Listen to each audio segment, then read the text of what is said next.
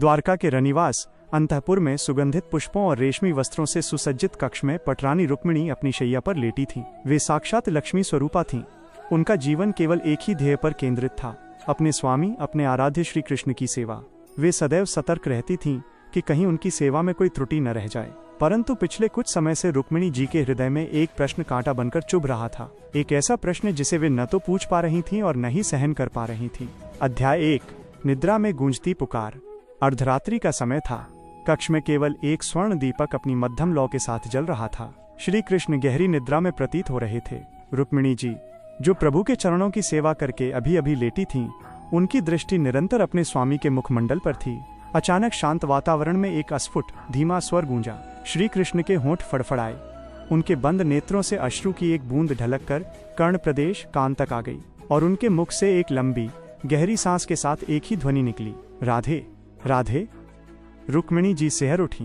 ये पहली बार नहीं था, यह नित्य का नियम बन गया था। दिन में वे द्वारकाधीश होते थे, गंभीर, मुस्कुराते हुए, राजनीति और धर्म की बातें करने वाले।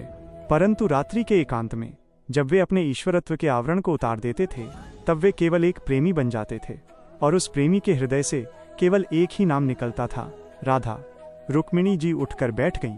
उनकी आंखों में भी जल भर आया। ईर्ष्या नहीं, अपितु एक गहरी पीड़ा थी। हे नाथ, उन्होंने मन ही मन कहा, मैं आपके समीप हूँ, मैं आपकी विवाहिता पत्नी हूँ, मैं आपकी अर्धांगिनी हूँ।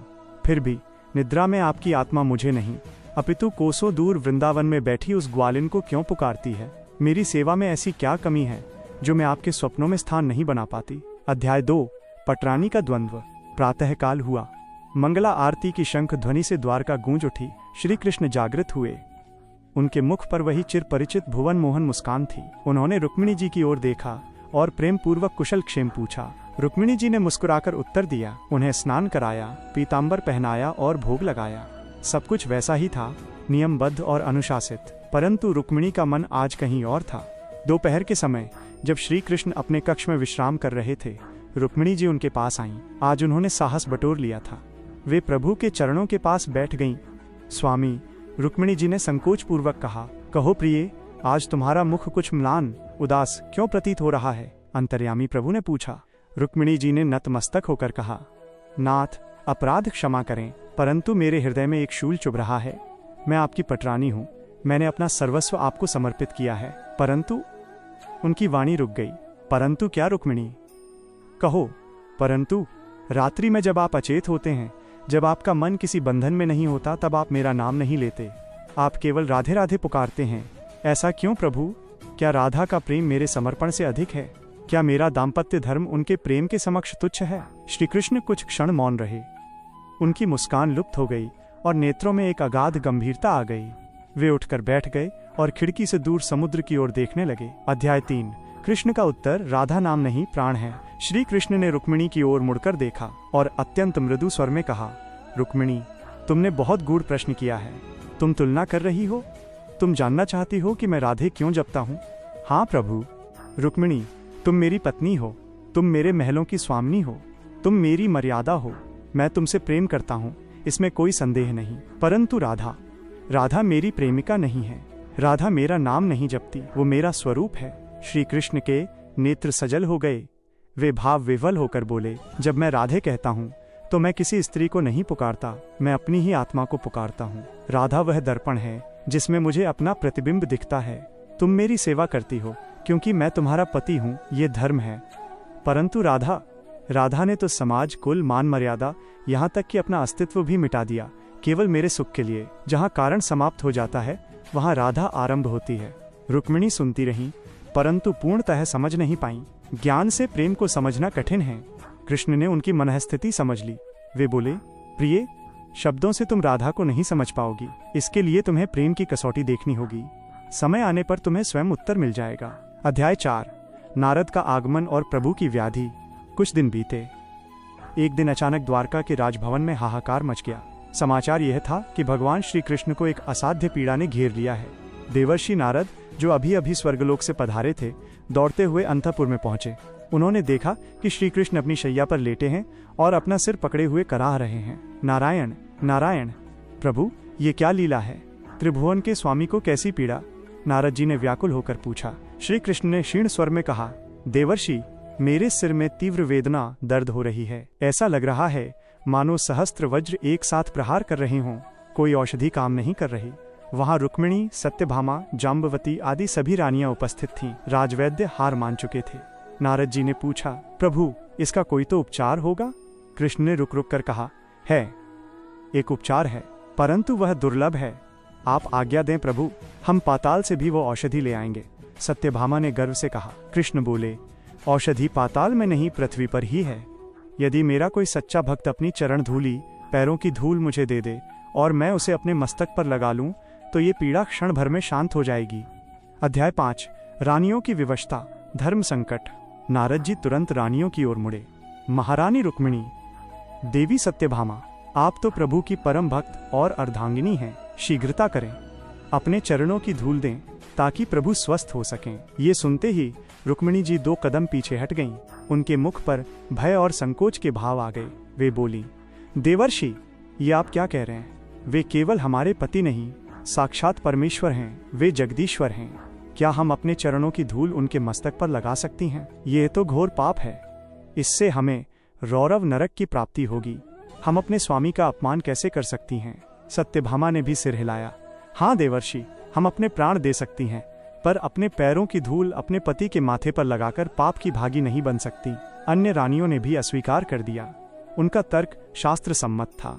पति परमेश्वर है, उसे चरण धूली देना महापाप है। वे प्रभु से प्रेम करती थीं, परंतु उन्हें अपने पाप और पुण्य की चिंता थी। श्री कृष्ण की कराह बढ़ती जा रही थी।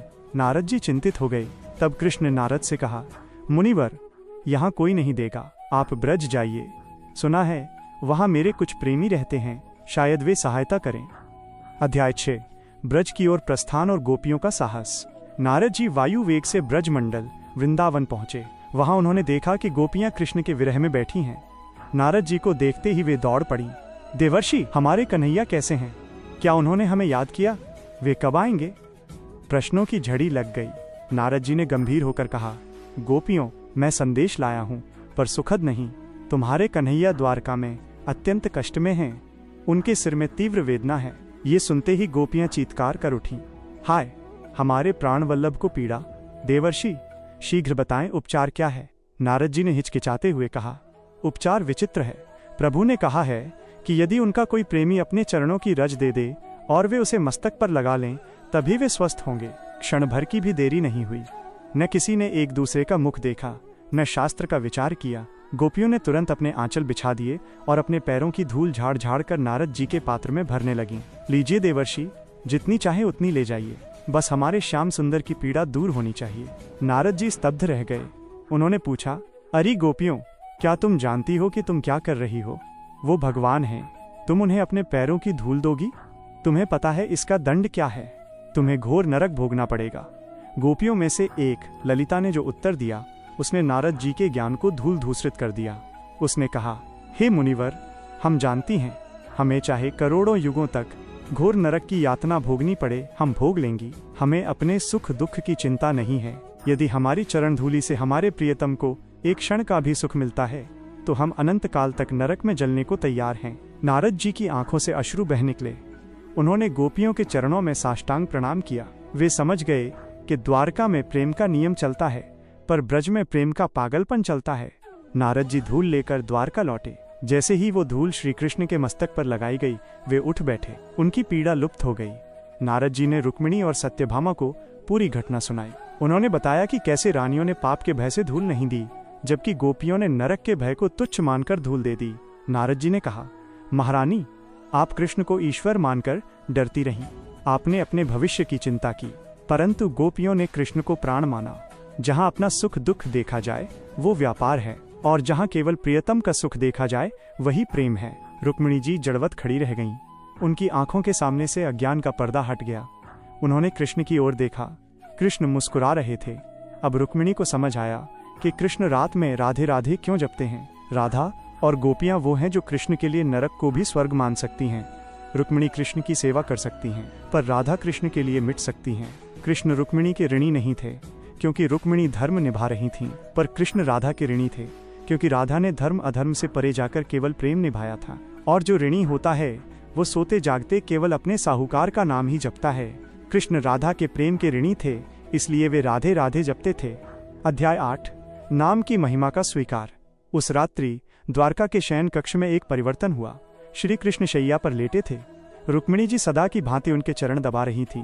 थोड़ी देर बाद कृष्ण की आंखें मुंद गईं, श्वासों की लयबद्ध गति आरंभ हुई और फिर वही स्वर गूंजा, राधे राधे। आज रुक्मिणी जी सेहरी नहीं। आज उनके मन में कोई प्रश्न नहीं उठा, कोई ईर्ष्या नहीं हुई। इसके विपरीत जैसे ही उन्होंने कृष्ण के मुख से राधे सुना, उनके नेत्रों से प्रेम अश्रु बह निकले। उनका हृदय एक असीम शांति से भर गया।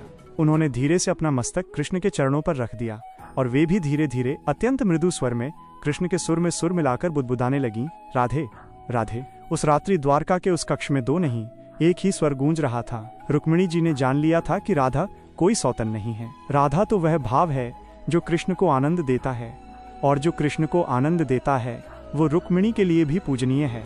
उन्होंने समझ लिया कि कृष्ण को पाना है तो राधा को भजना होगा, क्योंकि कृष्ण राधा नाम के अधीन है। इस घटना के बाद रुक्मिणी जी की भक्ति में एक नया आयाम जुड़ गया। अब उनकी सेवा में भय या मर्यादा का भार नहीं था, अब उसमें माधुर्य का रस था। कहते हैं कि द्वारका के महलों में आज भी यदि कोई सच्चे मन से कान लगाकर सुने तो समुद्र की लहरों में, हवा के झोंकों में और मंदिर की घंटियों में एक ही ध्वनि सुनाई देती है, राधे कृष्ण राधे कृष्ण। श्री कृष्ण ने जगत को सिखाया कि रुक्मिणी होना सौभाग्य है, परंतु राधा होना महाभाव है। और रुक्मिणी जी ने जगत को सिखाया कि जब हम अपनी ईर्ष्या और अहंकार को त्याग कर अपने प्रियतम के प्रिय को स्वीकार कर लेते हैं, तभी हमारा प्रेम पूर्ण होता है। क्या रुक्मिणी को राधा से ईर्ष्या थी? एक पौराणिक सत्य, प्रेम के दो तट। प्रेम एक सागर है, इस सागर के दो तट हैं। एक तट का नाम है रुक्मिणी और दूसरे तट का नाम है राधा। रुक्मिणी नियम है, राधा स्वभाव है। रुक्मिणी पत्नी है, राधा प्राण है। रुक्मिणी द्वारका का ऐश्वर्य है, तो राधा वृंदावन का माधुर्य है। युगों से ये प्रश्न भक्तों और जिज्ञासुओं के मन में उठता रहा है, क्या द्वारका की महारानी साक्षात लक्ष्मी स्वरूपा रुक्मिणी के मन में कभी राधा रानी के प्रति ईर्ष्या डाह उत्पन्न हुई? क्या जब श्री कृष्ण नींद में राधे राधे पुकारते थे तो रुक्मिणी का स्त्री हृदय पीड़ित नहीं होता था? इस प्रश्न का उत्तर हाँ और ना दोनों में छिपा है। ये ईर्ष्या साधारण मानवीय ईर्ष्या नहीं थी, ये प्रेम वैचित्र्य था। ये जानने की उत्कंठा थी कि आखिर उस राधा में ऐसा क्या है जो मुझ में नहीं। आइए इस गूढ़ रहस्य को कथा और भाव के माध्यम से विस्तार से समझते हैं। भाग 1, द्वारका का स्वर्ण पिंजरा और रुक्मिणी का एकाकीपन। द्वारका नगरी, जिसके वैभव का वर्णन करने में स्वयं देवराज इंद्र भी संकोच करते थे। सुधर्मा सभा, मणियों से जड़े स्तंभ और पारिजात के पुष्पों से महकते उपवन, यहाँ के कण कण में श्री कृष्ण का वास था। महारानी रुक्मिणी, जो विदर्भ देश की राजकुमारी थीं और जिन्होंने केवल पत्र लिखकर त्रिभुवन पति को अपना बना लिया था, वे यहाँ की स्वामिनी थीं। 16,108 रानियों में वे पटरानी थीं। उनका स्थान सर्वोच्च था। श्री कृष्ण उनका सम्मान करते थे, उनसे हर विषय पर परामर्श लेते थे, परंतु इस पूर्णता में भी एक अपूर्णता थी। रात्रि के एकांत में जब द्वारका सोती थी तब रुक्मिणी जागती थीं। वे देखती थीं कि उनके स्वामी, उनके आराध्य श्री कृष्ण उनके पास होकर भी उनके पास नहीं हैं। उनका शरीर द्वारका में था, परंतु मन तो कहीं दूर यमुना के कछारों में भटक रहा होता था। रुक्मिणी जी ने कई बार देखा कि भोजन करते समय कृष्ण शून्य में निहारने लगते। कभी कभी उनकी आंखों से स्वतः अश्रु बह निकलते, और जब वे पूछते, स्वामी क्या हुआ, तो कृष्ण चौंक कर कहते, कुछ नहीं प्रिय, बस मैया यशोदा की याद आ गई। परंतु रुक्मिणी जानती थीं कि यह केवल मैया की याद नहीं है, ये विरह है, और इस विरह के केंद्र में एक ही नाम था, राधा। यहीं से रुक्मिणी के मन में उस अदृश्य प्रतिद्वंदी के प्रति जिज्ञासा का जन्म हुआ। क्या इसे ईर्ष्या कहा जा सकता है? शायद। एक पत्नी के रूप में ये स्वाभाविक था। रुक्मिणी सोचती थी, मैं लक्ष्मी हूँ, मैं सदैव इनके चरणों में रहती हूँ, मैंने इनके लिए अपने कुल का त्याग किया, मैं इनकी हर रुचि का ध्यान रखती हूँ, फिर भी मेरे प्रेम में ऐसी क्या न्यूनता है कि ये मुझे छोड़कर मानसिक रूप से उस गोपी के पास चले जाते हैं। ये ईर्ष्या द्वेष वाली नहीं थी, ये ईर्ष्या अधिकार वाली थी। भाग 2, ईर्ष्या का मनोविज्ञान, स्वकीय और परकीय भाव।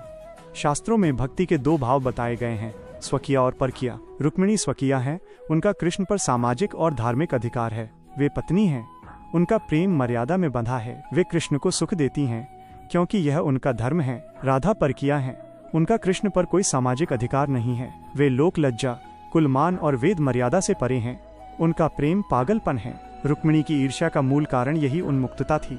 रुक्मिणी महलों की दीवारों में कैद थीं और राधा वन की मुक्त वायु थीं। रुक्मिणी चाहती थीं कि वे भी राधा की तरह कृष्ण को प्रेम कर सकें, लेकिन महारानी का पद उनके आड़े आ जाता था। एक बार नारद मुनि द्वारका आए। उन्होंने रुक्मिणी जी के उदास मुख को देखकर पूछा, माता आप तो त्रिभुवन की स्वामिनी हैं, फिर ये विषाद क्यों?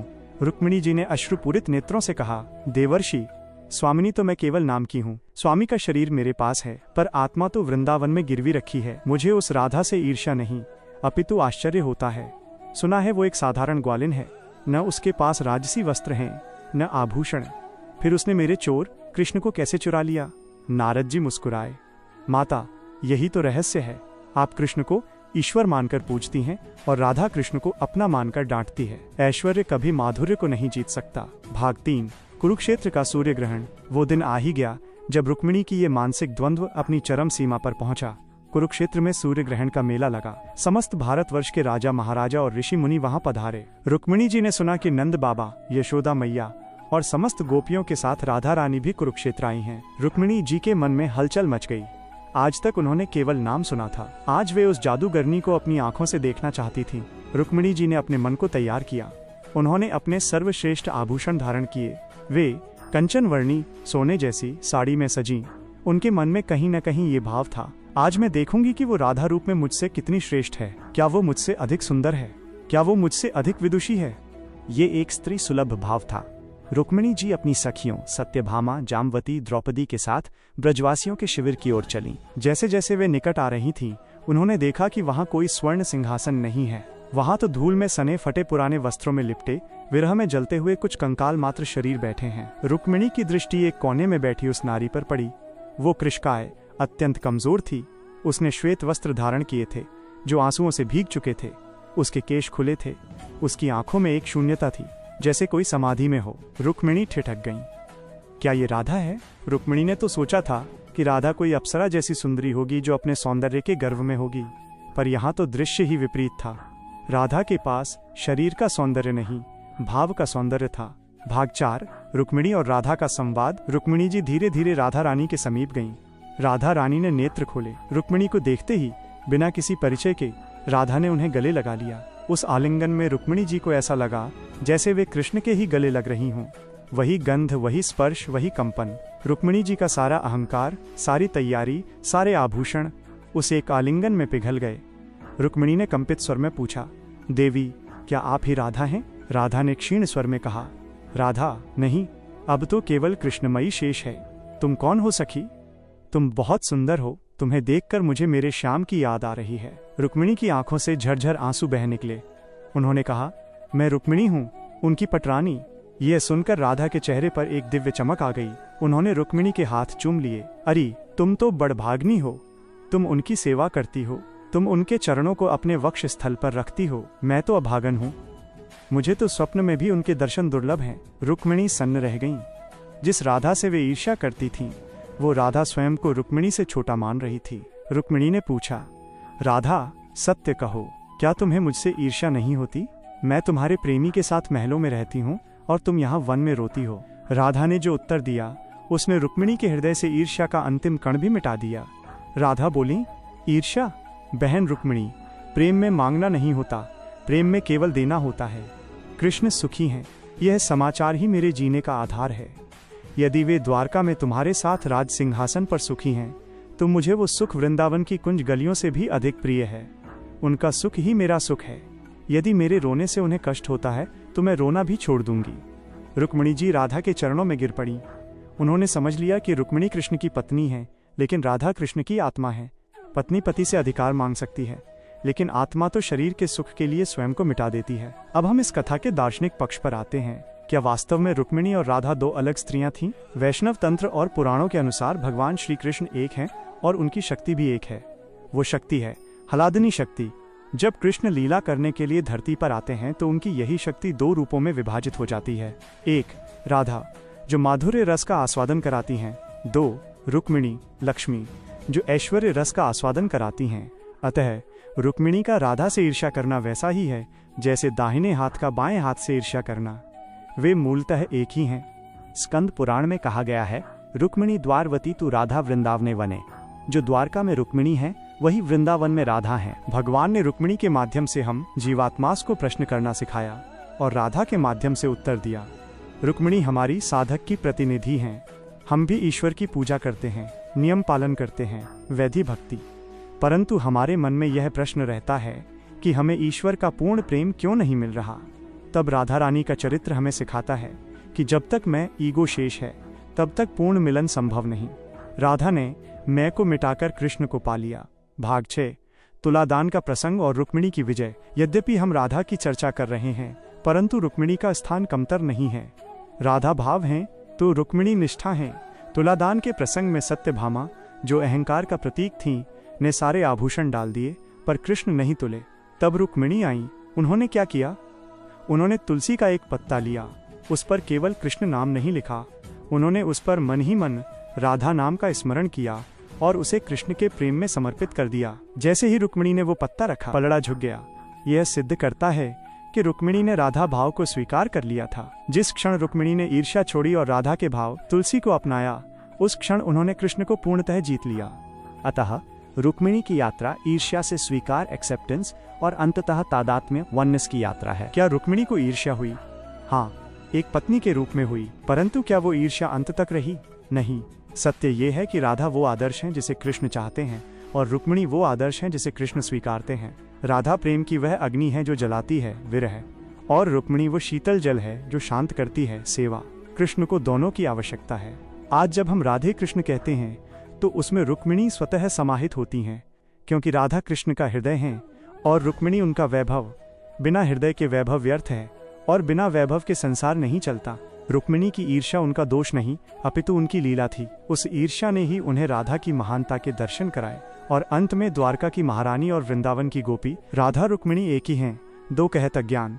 यदि हमारे प्रयासों ने आपके हृदय को स्पर्श किया है और आप धर्म के इस प्रचार में एक छोटी सी आहुति देना चाहते हैं, तो नीचे दिए गए QR और QR के माध्यम से गुप्त दान कर हमारा संबल बढ़ाएं। आपकी श्रद्धा और सहयोग ही हमारी असली शक्ति है। यदि आप स्वेच्छा से हमारी इस यात्रा में आर्थिक सहयोग देकर सहभागी बनना चाहते हैं, तो इस QR के द्वारा गुप्त दान प्रेषित कर सकते हैं।